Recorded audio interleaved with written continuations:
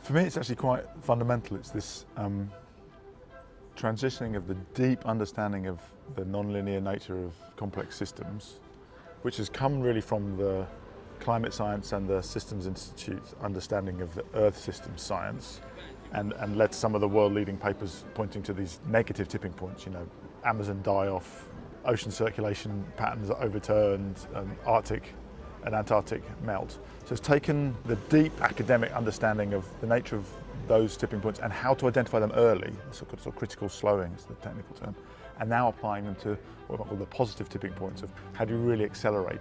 That I think is really unique. It's just taking the deep expertise, scientifically, mathematically, systems thinking and economy-wise from what's going wrong, and then applying it to what we need to go right. And that's very exciting. The analogy of the analog to digital film transition is a really good one, because that's an example of a non-linear transition where people think nothing's going to happen and suddenly exponentially, boom, in 10 years that the old technology is basically dead and the new technology's taken over. And we see that happening now in sector after sector, in renewables, in EVs, and soon I think we'll see it in green hydrogen, alternative proteins.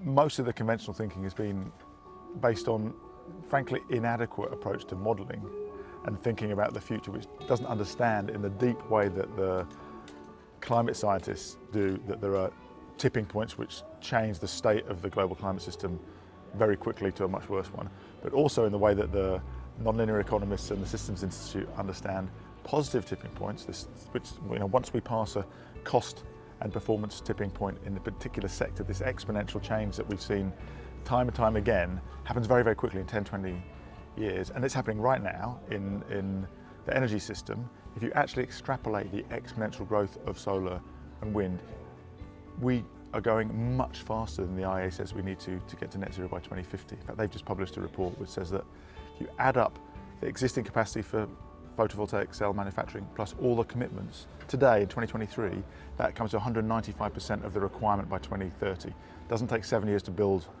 a PV plant, so we're way ahead, and we're already at nearly 100% for battery production, again 7 years ahead. And then the other key areas, and there's a great report which Exeter with Simon Sharp and Systemic put out recently on the breakthrough effect, these super tipping points, green hydrogen and therefore green ammonia and alternative proteins. We'll hit those cost tipping points this decade, and then we'll see those really taking off.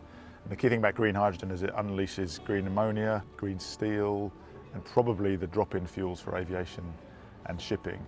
So we've passed 2 of the key tipping points, and we've got 2 more to come this decade, and then it's about all hands to the pump to put all the levers on procurement, on investment, on policy, to drive that exponential change so that we can actually go much faster than most people think is possible at the moment. But nearly all the solutions to the climate crisis require transdisciplinary thinking. They require new economic thinking, new mathematical insights into the nature of complex adaptive systems, new insights into the way to internalise the economic externalities of unsustainable practice, and new mining techniques. So it's really exciting to have that mix where people can be not just learning from each other, but making 1 + 1 equal 3.